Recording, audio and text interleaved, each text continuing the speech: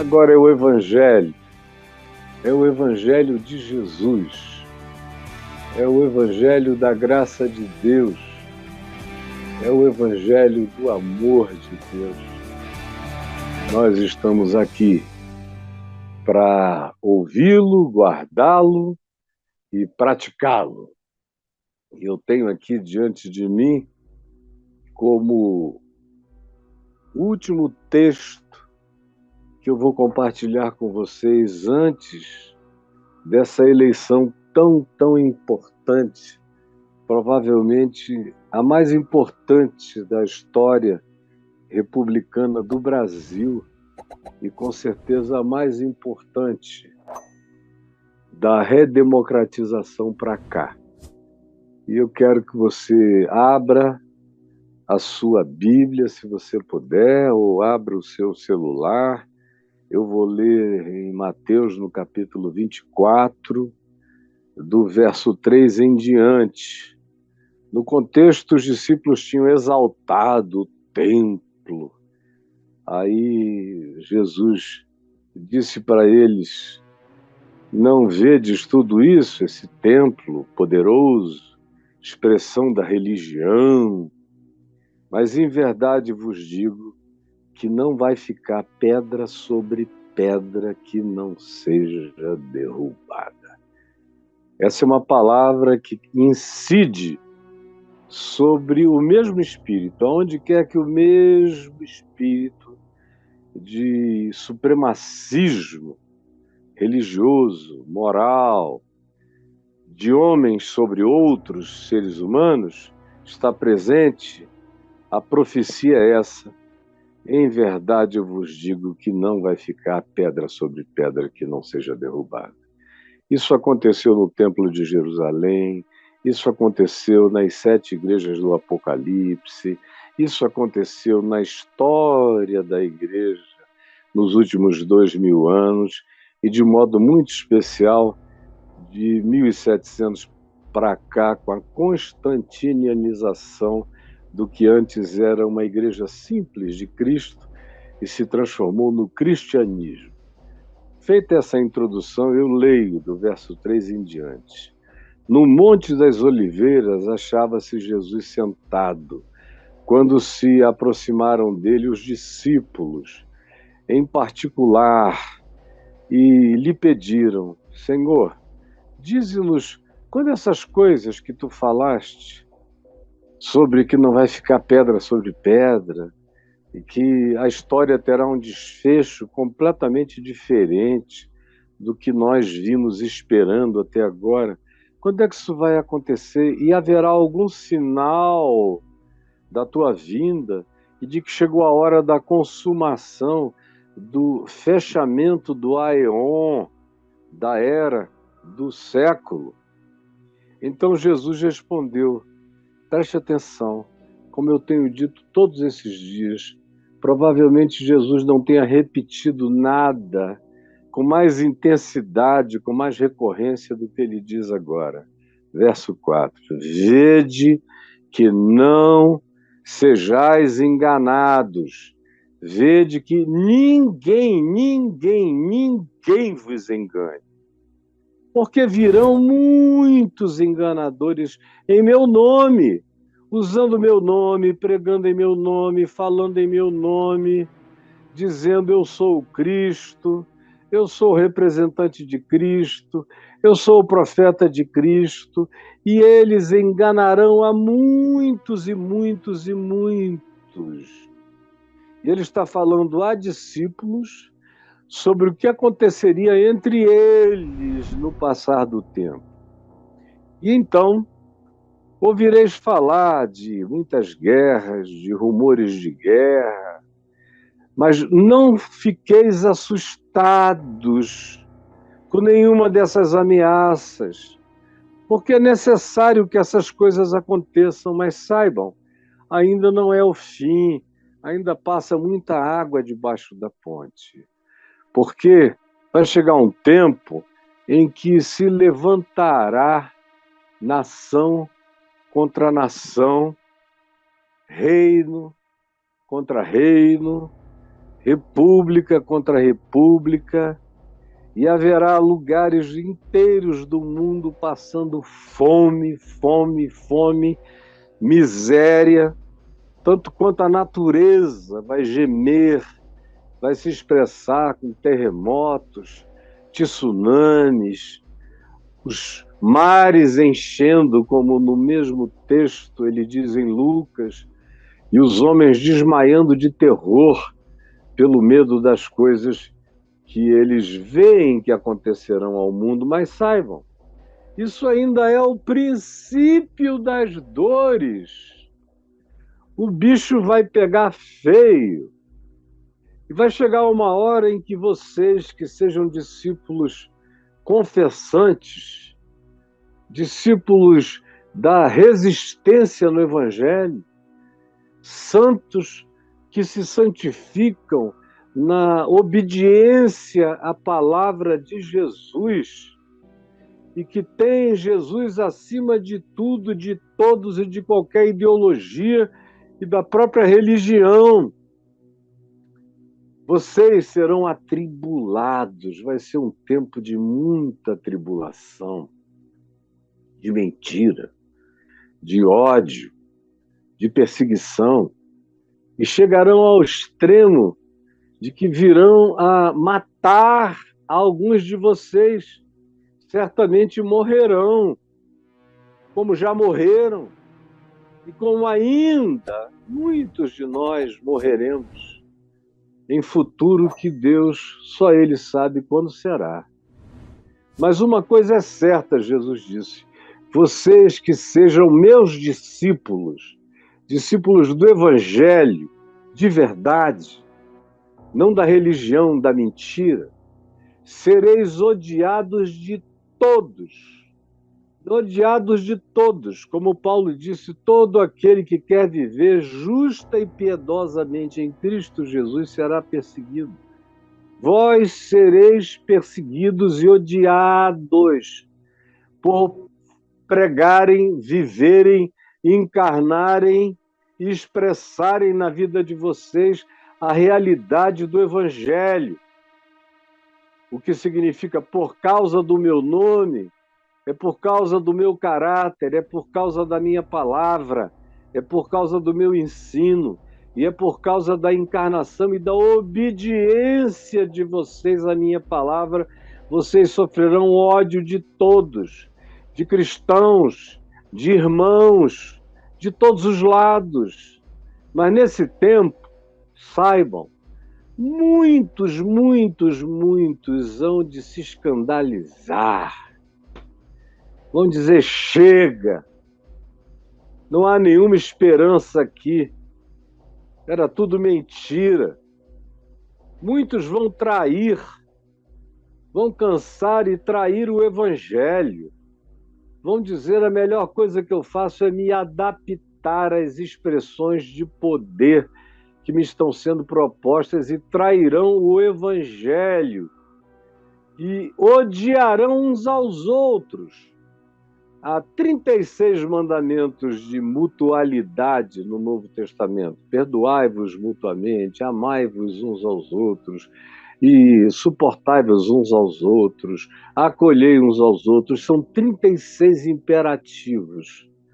Mas também existe essa advertência de Jesus: e vocês odiarão uns aos outros. Gente crente se odiando. Não deixe que o seu coração sucumba à provocação do ódio de ninguém que, se dizendo cristão, não é de Jesus, só sabe odiar. Também lembrem-se que levantar-se-ão, outra resposta, outra advertência, a mesma. Levantar-se-ão muitos, não poucos, para todo lado. Falsos profetas, pregadores da mentira, inventores de evangelho que não são o meu, usarão meu nome contra mim e contra o meu evangelho. e tragicamente enganarão a muitos e muitos e muitos crentes. E por se multiplicar a iniquidade, não só no mundo, que sempre foi cheio de iniquidade, mas a ênfase de Jesus é para os discípulos, é uns aos outros, é vós outros, vocês, os que estão próximos irão perseguir. Ele está falando de um núcleo que supostamente seria o núcleo do amor e da fraternidade, que se transforma no núcleo do ódio, da traição, da perseguição, do escândalo em relação ao Evangelho de Jesus e ao abraçamento da mentira, por causa dos muitos falsos profetas ocupando as igrejas, os púlpitos, os ouvidos dos cristãos que preferirão a mentira do que a verdade. E assim, muitos e muitos, milhares e milhares serão enganados pela força desse ensino mentiroso, e Jesus enfatiza: feito em meu nome, é em meu nome que farão. E por se multiplicar a iniquidade, o mundo sempre esteve cheio de iniquidade, o Império Romano era cheio de iniquidade. Ele está falando, portanto, da multiplicação da iniquidade no meio, sobretudo dos seus discípulos, do seu povo, desses que dão ouvidos a profecias e são enganados e vão ficando tão deturpados, tão diferentes do caráter de Cristo, tão diferentes do Evangelho, tão absolutamente diferentes do Evangelho, que o amor vai se esfriar de quase todos. De praticamente todos o amor se esfriará. E aí ele prossegue. Preste atenção. Por se multiplicar a maldade, a iniquidade, no meio daqueles que são discípulos, que vão seguir os falsos profetas e já não mais seguirão a palavra do Evangelho, o que vai acontecer é que muitos se escandalizarão. E você já encontrou uma época onde a iniquidade tenha estado mais presente dentro da igreja, no meio dos discípulos de Cristo, quanto neste tempo? Houve alguns períodos na história da igreja com grande proliferação de maldade e de iniquidade, especialmente nos anos do século VII ou VI até o século XVI, houve uma quantidade enorme de loucuras indescritíveis praticadas em nome de Jesus. Aí veio a Reforma Protestante e deu uma amainada, uma diminuída, mas não durou nem 50 anos. 100 anos depois já havia muito ódio também entre esses filhos da Reforma.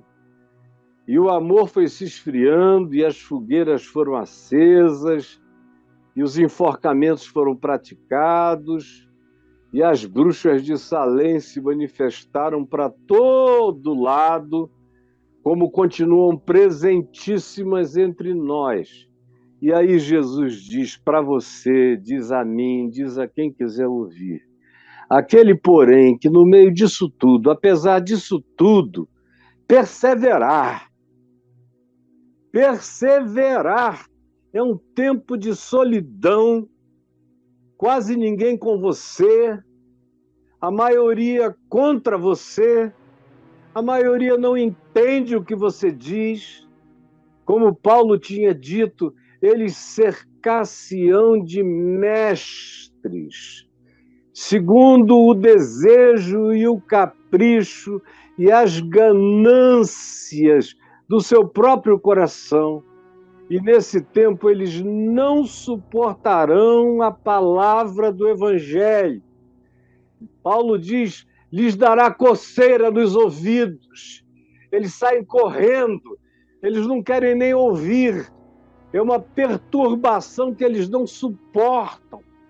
E é em meio a tudo isso, e é contra tudo isso, e apesar de tudo isso que Jesus diz, que qualquer um de nós, que apesar disso tudo, perseverar no Evangelho puro, simples, até o fim, seja porque partirmos ou partamos, ou seja porque o Senhor volte para nós, somente esses serão salvos.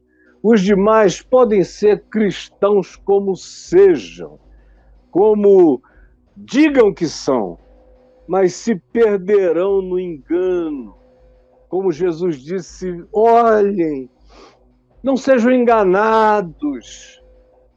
Virão muitos, não poucos, para todo lado. Não será uma coisa rara.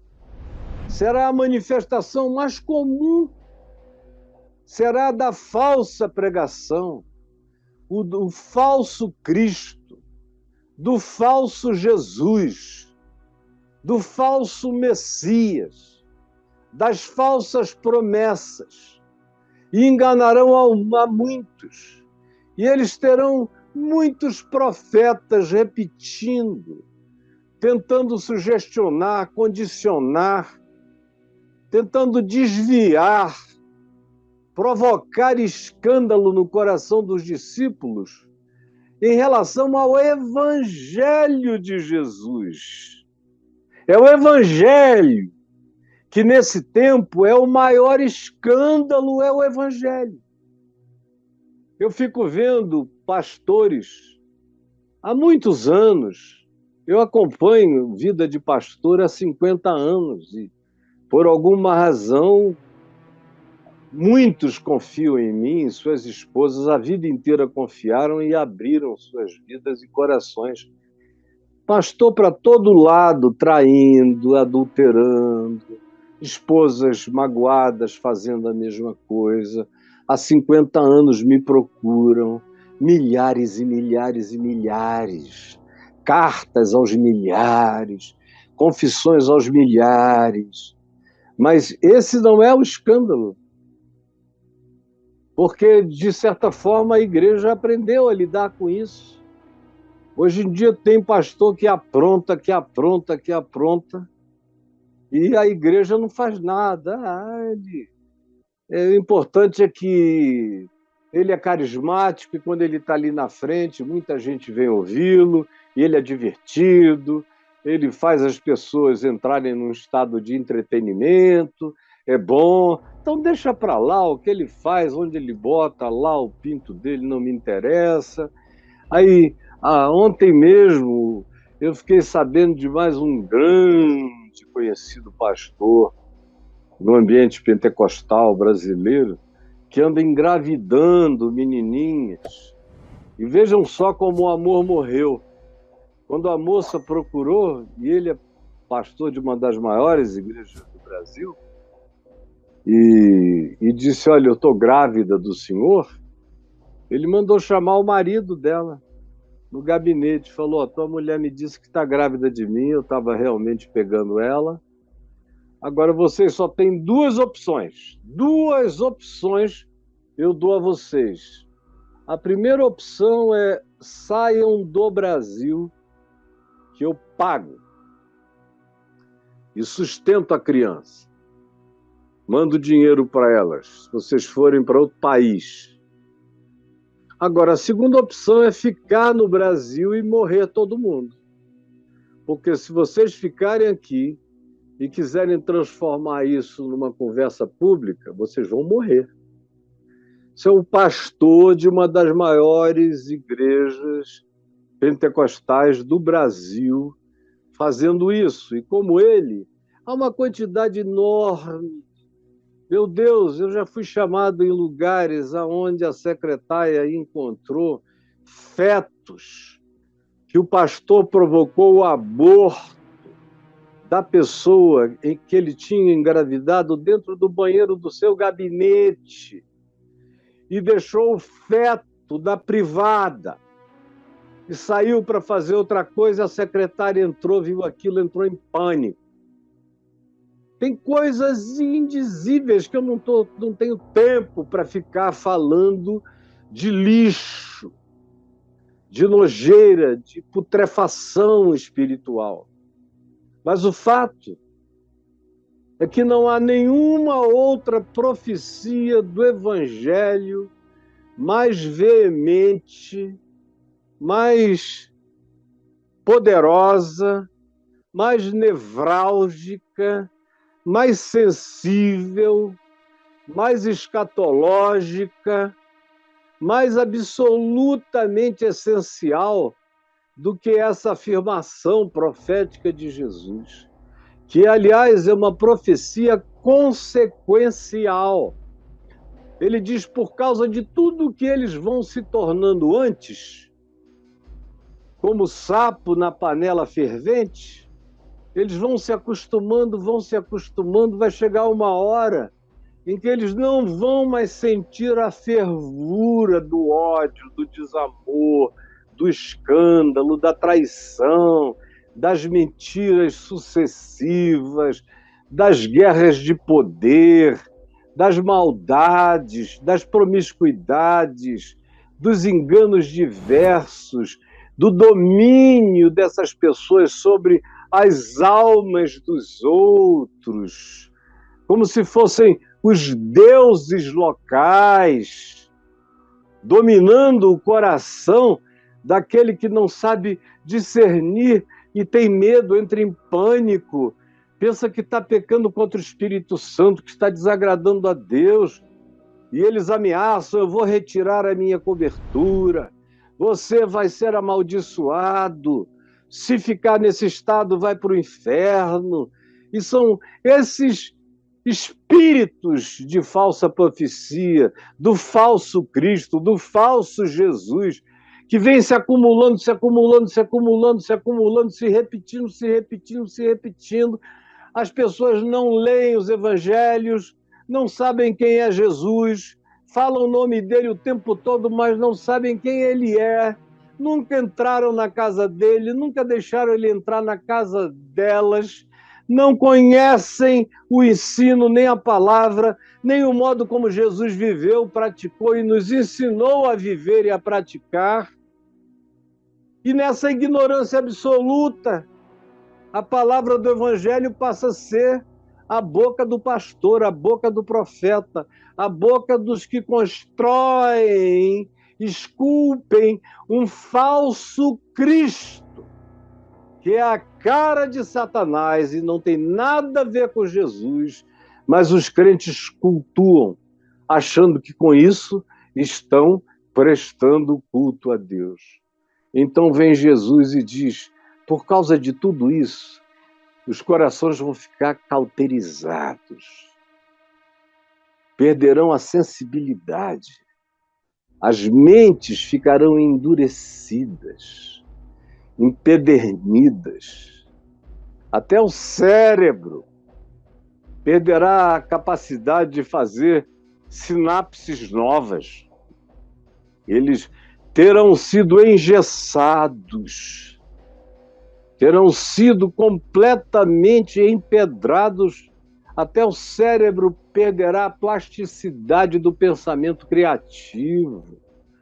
O espírito estará esmagado pelo medo do pecado eterno. E a alma estará perdida, porque ela não é estimulada em nenhuma sensibilidade, em nenhuma forma de afetividade. Ao contrário, Jesus nos ensina que haverá uma normalização da perversidade, é isso que fará o amor se arrefecer. E à medida em que o amor vai se arrefecendo, Jesus disse que é no coração de quase todos.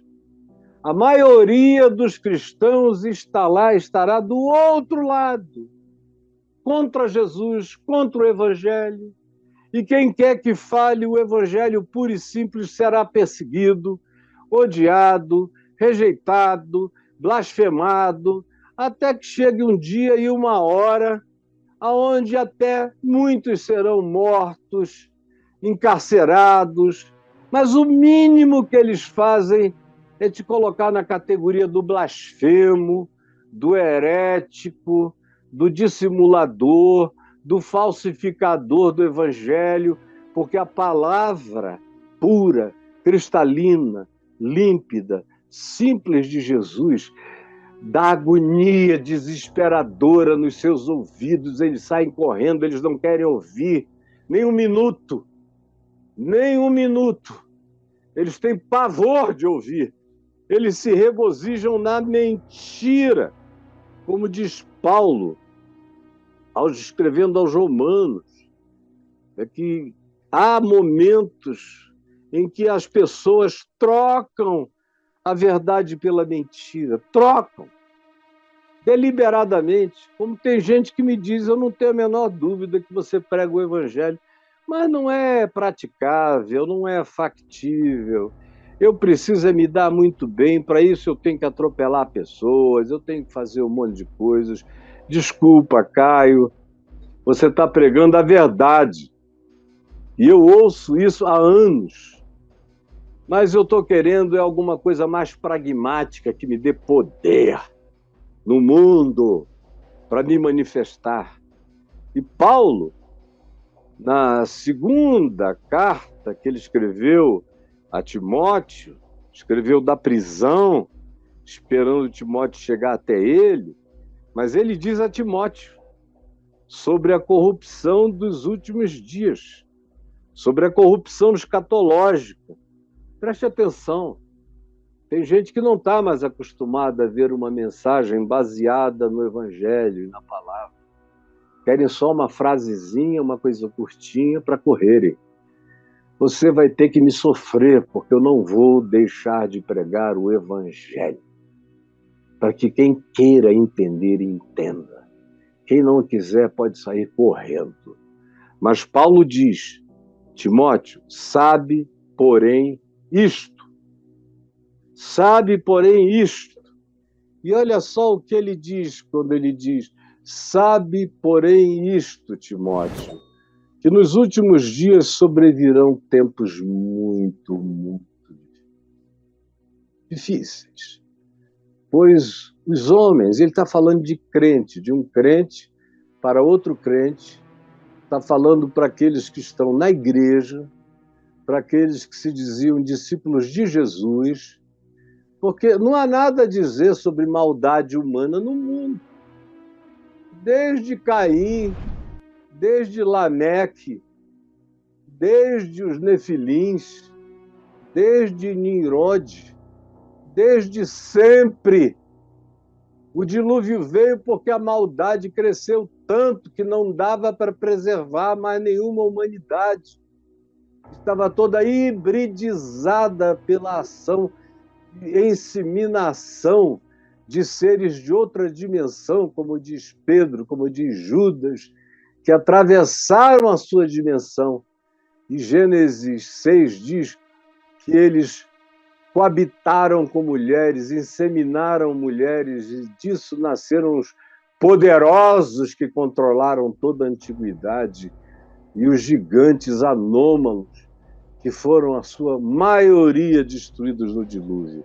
É para esse tipo de gente que Paulo está falando, gente que está aqui, que diz, o nome de Jesus é poderoso, mas não se submetem ao Evangelho. Usam o nome de Jesus como se fosse um nome de magia superior, mas não praticam o Evangelho como caminho de verdade, caminho de vida. Não. Os homens serão egoístas. Olharão só para si mesmos. Serão narcisistas aos extremos. Pastores egoístas, narcisistas. A ênfase vai ser em dinheiro, dinheiro e dinheiro. Por isso eles serão avarentos. Dinheiro é para encher o bolso deles, não é para ajudar os pobres nem os necessitados.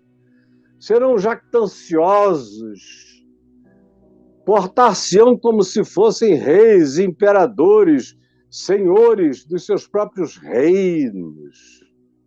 Serão tomados de arrogância, falarão, declararão as coisas mais impensáveis e loucas na sua soberba arrogante. Além de tudo, a marca deles é a ingratidão. Eles esquecem de todas as ajudas que receberam, de quem foram os seus preceptores no Evangelho.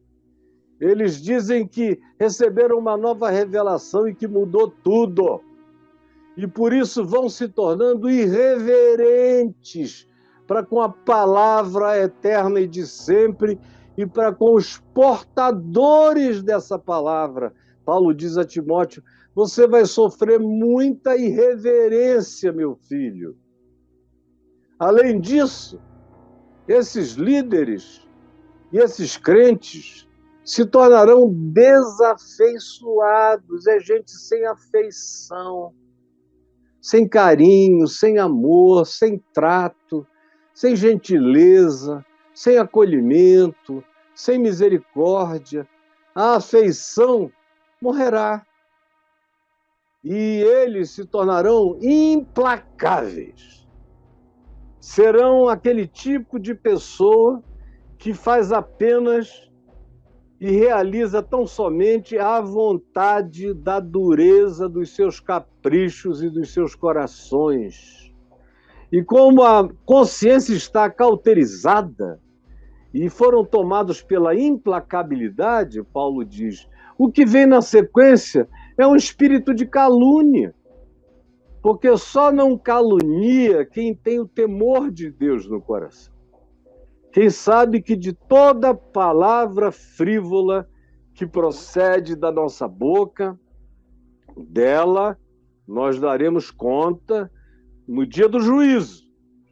Mas esses que já estão sem amor, sem afeição, sem compromisso, que inverteram todos os significados, são pessoas desobedientes até aos próprios pais, que não honram o pai nem mãe. Se o pai e a mãe são pobres e se não se converteram à religião deles, eles têm mais é que ficar sob maldição, não ter o que comer. Por isso são ingratos, são irreverentes com os pais, quanto mais com os outros, quanto mais com Timóteo, quanto mais comigo, quanto mais com qualquer um outro. Por causa da desafeição, se tornam implacáveis e por causa dessa implacabilidade, a calúnia vem, a mentira, a fake news, a invenção. E são pessoas que não têm mais autocontrole. Se você as vir fazendo uma loucura de violência e as confrontar, eles dizem, eu sou assim mesmo. Você que se adapte a mim. Eu não vou exercer nenhum autocontrole. Eu vou ventilar, ventar as manifestações do meu coração. Você não gostou? Os incomodados que se mudem, saia daqui. Você não é bem-vindo aqui. Portanto, se tornarão, como Paulo diz, cruéis, capazes de crueldade. Tem muita gente aqui, aos milhões que tem provado o que Paulo disse, eu estou lendo e descrevendo, sentindo isso na carne, na pele, porque esses indivíduos, esses pastores, esses falsos profetas, construtores e escultores de falsos cristos, de falsos Jesuses, eles são não só cruéis, mas são inimigos do bem. Eles não se alegram com a justiça. O amor é que se alegra com a justiça. O amor não se alegra com a injustiça, mas regozija-se com a verdade. Na falta e na morte do amor, as pessoas, além de cruéis, são inimigas do bem. São amigas da mentira, da maldade, da calúnia, da invenção. E como estão cauterizadas, não sentem nada. Porque o caráter delas foi completamente deformado. Por isso não se pode esperar delas fidelidade, lealdade, compromisso, palavra, de nenhum nível, modo ou perspectiva. Do casamento a qualquer outra manifestação, trair para eles é só uma questão de conveniência e oportunidade. E serão os seres mais atrevidos, com capacidade de dizer coisas que não entendem, que não sabem, e afirmam peremptoriamente como revelação de Deus para os coitados que não sabem discernir a mão direita da mão esquerda. Assim são eles, no seu atrevimento, cheios de enfatuamento, é só vento, é só ar. Não há conteúdo nenhum dentro deles, só o vento da arrogância e da soberba. Porque antes de qualquer coisa, eles se transformam em amigos dos seus próprios prazeres, amigos das suas vontades, dos seus caprichos, dos seus carros caríssimos, das suas casas poderosas, do ministério grande, da jactância de dizer que eles erigiram aquilo, e dizem, olha só de onde eu vim até onde eu cheguei, olha só como é que eu estou aqui, amigo dos prazeres e da sua própria loucura, mas não são amigos de Deus, não são amigos do Evangelho, se tornaram inimigos do bem. No entanto, eles são mascarados, hipócritas, falsários, porque eles tentam botar uma cara de piedade quando é necessário. Eles até fingem choros sem lágrimas. É só aparência de piedade, casca de piedade, mas no dia a dia, no cotidiano, eles negam o poder de Deus nas suas vidas, porque o coração não é transformado, a vida não é regenerada. Pregam um falso Jesus, porque nunca nasceram de novo. E aí Paulo diz a Timóteo, Timóteo, foge desses, sai daí, não dá para conviver, porque eles são aqueles que se aproveitam, são os penetradores, são os sorrateiros. Eles chegam a entrar nas casas das meninas e das mulheres carentes, casadas, eles ouvem as angústias delas e sabem tudo que elas estão carecendo e necessitando emocionalmente, e sorrateiramente as seduzem. E são mulheres sobrecarregadas de desejos, de carências e de inclinações pecaminosas, promíscuas, e eles se aproveitam da fragilidade dos mais sensíveis do rebanho e se deixam conduzir por todo tipo de paixão, de loucura, e induzem essas pessoas ao desespero apaixonado, sendo que eles próprios só as usam e as descartam. Porque a maldição que está sobre eles é essa. Eles vão aprender, mas eles nunca chegarão ao pleno conhecimento da verdade, porque a verdade não é para ser decorada. A verdade do Evangelho só é conhecida quando ela é praticada. Quem não pratica o Evangelho não conhece Jesus, não conhece a verdade. Quem não pratica o Evangelho não conhece Jesus, não conhece a verdade. Repita comigo. Quem não pratica o Evangelho não conhece a Jesus, não conhece a verdade. É isso que se tem que dizer que se tem que saber, que se tem que afirmar. E o amor, me diga, você tem encontrado muito amor por aí? Não estou te perguntando fora, não, porque, paradoxalmente, eu, pelo menos, hoje em dia, e não é só de hoje em dia, já tem alguns anos, eu encontro muito mais amor no mundo do que naquilo que vocês convencionaram chamar de igreja, que são esses prédios, que são essas lojas religiosas que vocês chamam de igreja. Igreja para Jesus é um corpo de gente e não tem nada a ver com prédio e localização. Tem a ver com relação, amor, com ajuda mútua, com mutualidade, com perdão, com fraternidade, com acolhimento, com a capacidade do mais forte ajudar o mais fraco, de cobrir aquele que entrou numa situação de desonra e que precisa ser ajudado.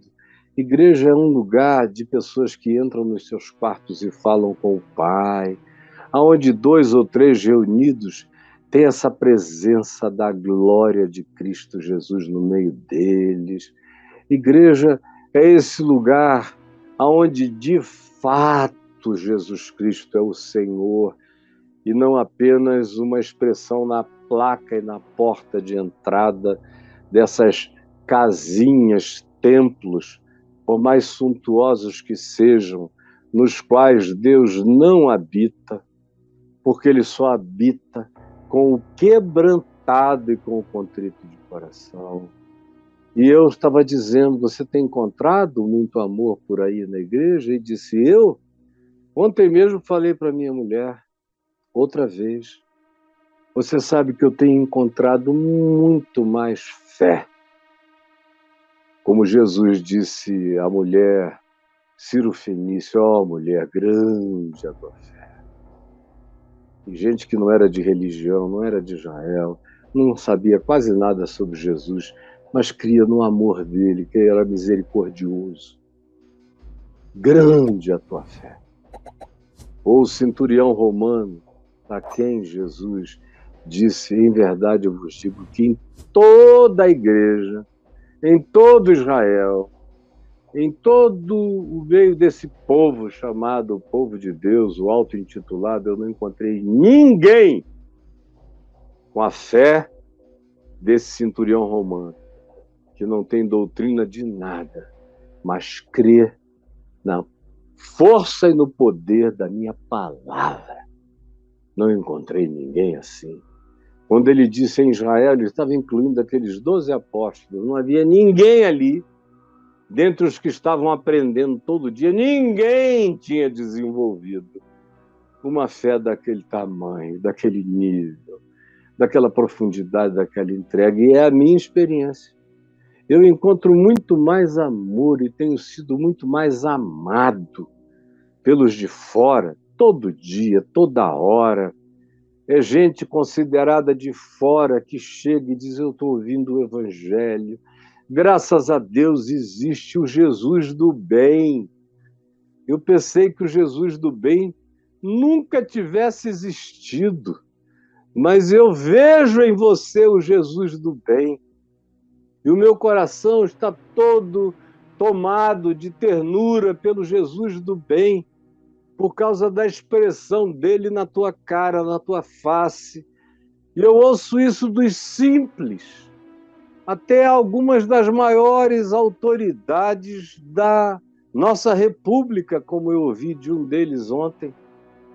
Meu querido amigo, um dos homens mais cultos desse país, eu, com toda a sabedoria e sapiência, sou, todo dia que a gente conversa, chocado pela sabedoria de Deus, que não só procede da sua boca, mas no seu modo de viver.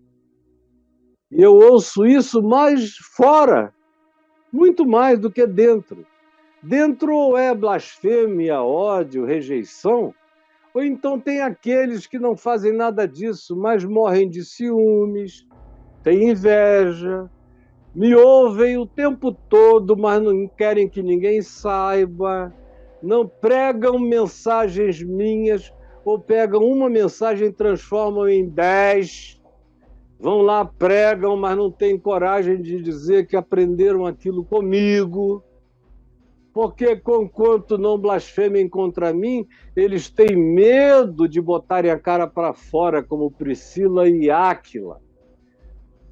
Botaram a cara para fora, como Paulo diz em Romanos 16.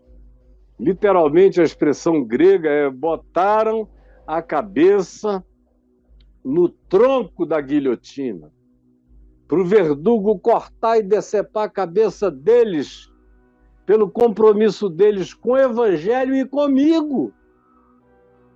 Paulo disse de Priscila e Áquila. Leia lá em Romanos 16. Eu tenho uma quantidade enorme de pessoas que eu quero bem, e quero bem porque eu sou uma pessoa do bem e do amor. Mas eu não vejo a mesma reciprocidade valente, corajosa, ousada, engajada, na maioria deles, exceto em alguns, que graças a Deus existem, e que não têm vergonha do seu encarcerado. Nesse caso, Paulo dizia de si, que estava preso numa prisão. Eu estou aqui, muitas vezes, preso nas muralhas da blasfêmia, na tentativa de ostracização da existência. Mas o Senhor é poderoso, como Paulo disse na mesma epístola a Timóteo, porque a palavra dele está livre. Mas o amor, você quer saber o quão o amor morreu entre nós? Não precisa olhar para o mundo inteiro, não. Você só precisa olhar para o que está acontecendo na igreja, para o ódio avassalador que tomou conta de uma quantidade absurda de pessoas. Há uma espécie de guerra civil, de ideologia religiosa dentro do que seria a Igreja de Cristo e deixou de ser. Até os que têm posição melhor, muitas vezes me dizem: eu sei que eu estou do lado certo, defendendo a coisa certa, mas eu tenho que te confessar, Caio, como anteontem uma pessoa muito boa me falou, eu tenho que te confessar que, conquanto eu saiba que eu estou defendendo o lado certo, eu estou fazendo isso com muita raiva, com muito ódio dos que não conseguem entender. Dá vontade de ir lá e metralhar tudo. Eu digo: não faça isso, meu amigo, porque sem amor nada aproveitará. Mesmo que você tivesse fé a ponto de transportar montanhas, sem amor, o que é isso? Mesmo que você tivesse a capacidade de trazer profecias verdadeiras, sem amor, de que serve? Mesmo que você, num rasgo de generosidade, pegue todos os seus bens, venda tudo e dê aos pobres, como uma pressuposição ideológica do lado certo da sociedade. Mas se você fizer isso só como argumento ideológico para contrariar a avareza dos outros, isso de nada te aproveitará. Se no meio de um conflito desses e que venha a recrudescer e a piorar, mesmo que você entregasse o seu próprio corpo para ser queimado no meio disso tudo, esse martírio diante de Deus seria em vão, porque sem amor nada permanece diante de Deus. É só cenário para os homens, mas não é verdade, Deus. As minhas obras, os meus atos, as minhas atitudes, as minhas palavras, as minhas expressões só fazem sentido quando estão calcadas, fundamentadas fundamentadas, erigidas na base do amor de Cristo, conforme o Evangelho, na prática do Evangelho, no desenvolvimento do caráter de Jesus em mim, da mente de Jesus em mim, e aí então o fruto da minha vida dá glória a Deus e é fruto do amor, é fruto do Espírito Santo. Tem muita gente fazendo coisas boas na carne, mas não como fruto do amor.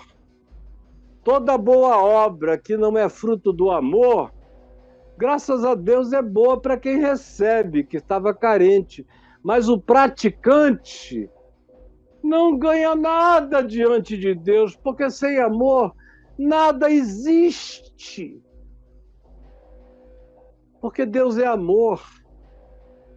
A substância daquilo que é palpável para Deus é feita de amor e da prática do amor e do caráter do amor e do compromisso com o amor, que é uma palavra nojenta aos ouvidos dos crentes hoje. Eu ouço pessoas dizerem: o Caio fica falando de amor, é um babaca, otário, não aprendeu a viver, está todo ferrado, caído no chão, amando. Ah, glória a Jesus. Se o preço do amor é isso que eles dizem, eu quero rolar no chão até o fim da minha vida, porque ninguém vai estar mais em pé diante de Deus do que aquele que de fato ama. Agora olhe para o seu coração. Veja o que está acontecendo dentro de você. E veja como que já aconteceu fora, na igreja que nos cerca nesse país, e no mundo inteiro as igrejas estão ficando assim, com raríssimas exceções. E nos Estados Unidos, que é o pai missionário de toda essa miséria que está crescendo na Terra, o amor também já se esfriou há muito tempo.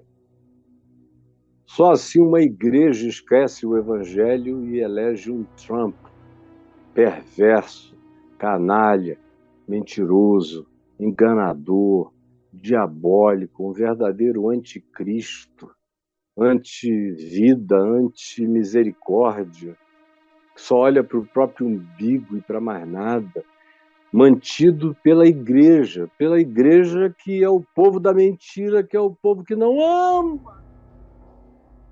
Por isso elege gente assim. Uma igreja que ama não faz desse modo. Prioriza quem mais precisa.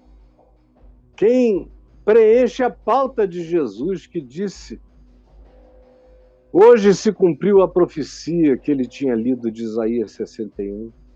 O Espírito do Senhor Deus está sobre mim, pelo que me enviou para evangelizar os pobres, proclamar libertação aos cativos mentais, espirituais, libertação, para pôr em liberdade os oprimidos e para anunciar o dia da graça de Deus, o dia do amor de Deus.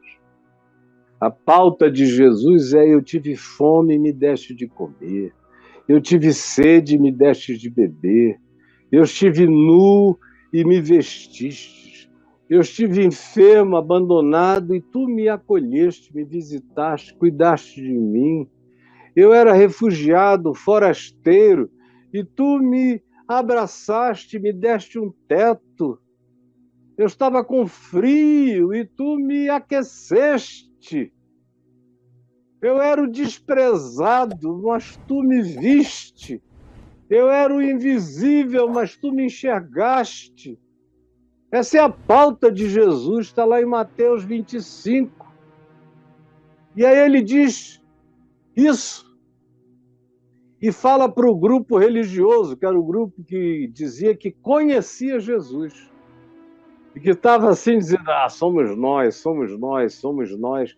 Aí Jesus vira para eles e diz: apartai-vos de mim, vocês que sabiam do que eu ensinei e me viram pobre, nu, passando fome, com frio, doente, injustamente preso, abandonado, invisibilizado, e vocês não fizeram nada. Como o sacerdote e o levita da parábola do bom samaritano, que passaram distantes. E aí se vira para os samaritanos e disse: bem-aventurados vós, benditos do meu Pai, entrai e tomai posse do reino que vos está preparado desde antes da fundação do mundo, porque eu tive fome, tive sede, tive isso e aquilo, preso, enfermo, doente, abandonado, tudo, e vocês cuidaram de mim, vocês me abraçaram, vocês se interessaram, vocês me acolheram. E aí esses que não sabiam nem quem era Jesus, que nunca tinham ouvido a mensagem supostamente do Evangelho, mas que carregavam amor no coração e que tinham feito isso tudo por causa de quem eles eram, das convicções que intrinsecamente carregavam e da disposição de praticá-las, mesmo que solitariamente, sem ser em nome de ninguém, apenas em nome da justiça e da verdade e da tentativa de igualdade e de melhoria da vida de todos, por amor, compaixão e misericórdia. Eles ouvirão Jesus dizer: vinde, vocês são os benditos, porque vocês me viram e fizeram isso. E eles vão dizer: Senhor, nós nunca te vimos nesse estado. Desculpa, a gente nem sabia quem tu eras. Aí Jesus vai dizer: olha, todas as vezes que mesmo não sabendo quem eu era, vocês fizeram isso a qualquer um dos meus pequeninos irmãos na terra. Todas as vezes que vocês fizeram, era a mim que vocês estavam fazendo. Entrem. E os outros, apartai-vos. O juízo começa sempre pela casa de Deus. E não vai ser diferente agora. Tem gente brincando. Não vai ouvir o Caio, não. Olha, esse é o lugar mais importante do mundo para você visitar. Eu digo com temor, tremor e o coração quebrantado diante de Deus, porque você não vai encontrar todo dia nenhum lugar onde o Evangelho seja mais escarafunchado, exprimido, apresentado como extrato, como suco, como verdade de Deus, do que todos os dias eu tenho trazido a vocês, a quem quer ouvir e que ouça, a quem quer ver, que veja, conclamando todo mundo a essa pureza, exclusividade, centralidade absoluta da mensagem de Jesus sobre tudo, sobre todos e sobre qualquer coisa. Bem-aventurados os que veem e os que ouvem essa palavra que eu estou lhes trazendo. Porque existem ministros do Supremo Tribunal Federal que já me declararam, quando ouviram a palavra de mim pela primeira vez: meu Deus, eu passei a vida inteira e nunca tinha ouvido o Evangelho desse modo. Como Jesus disse: porque em verdade eu vos digo que muitos reis e governadores e autoridades quiseram ouvir essa palavra e nunca ouviram. Não a desprezem, divulguem, tenham a coragem de vestir a camisa, de viver com as consequências e com as implicações. E quando mentirem e caluniarem e inventarem toda sorte de mal contra vocês, e tentarem colar fake news diabólicas na sua vida, não se importe, não sofra, não se desespere, Não tenha medo, ao contrário, regozije-se. Você está sendo maltratado pela mentira dos outros, porque está vivendo na verdade de Jesus e do Evangelho. Portanto, alegrai-vos e exultai, disse Jesus, porque é grande o vosso galardão nos céus, porque assim também eles perseguiram aos profetas que viveram antes de vós. E andai com a cabeça erguida, não botem cabeça no chão como se fossem avestruzes alienadas. Levantem a cabeça, olhem para os céus, olhem para o mundo e andem com coragem, a coragem do amor.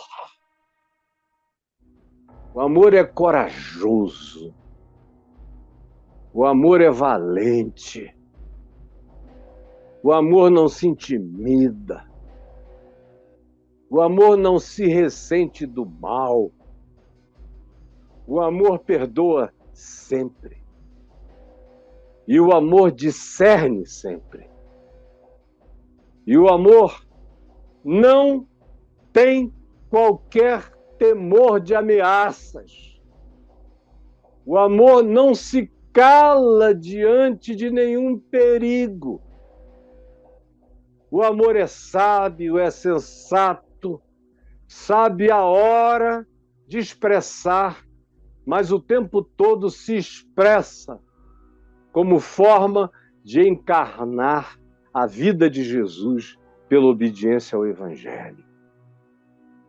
E é Paulo quem conclui dizendo, porque Deus não nos deu espírito de covardia, mas sim de poder, de amor e de moderação. Covardia? Não. É coragem. É poder, é dunamis, é amor, e a sabedoria, é autocontrole, é moderação, para que a minha vida não estrague a verdade da palavra e para que a minha vida, pela moderação, seja uma encarnação cotidiana do Evangelho valente, intrépido e ousado, que habita o coração daqueles que têm dunamis na alma, que têm o poder, tem a dinamite do Espírito Santo, com essa força do fogo da eternidade, como labaredas vivas, saindo da tua boca e penetrando nos corações que se abrem para acolher, para terem uma lareira no lar da alma, aonde Jesus habita e diz, abra e eu entrarei, cearei contigo e tu cearás comigo. Jesus, mais uma vez, que essa palavra simples, que está dentro de mim, que está em cada célula minha, que falará de ti mesmo depois que eu já tenha morrido, porque eu sei que tu me habitas, eu sei de ti em mim, e sei de mim em ti. Senhor,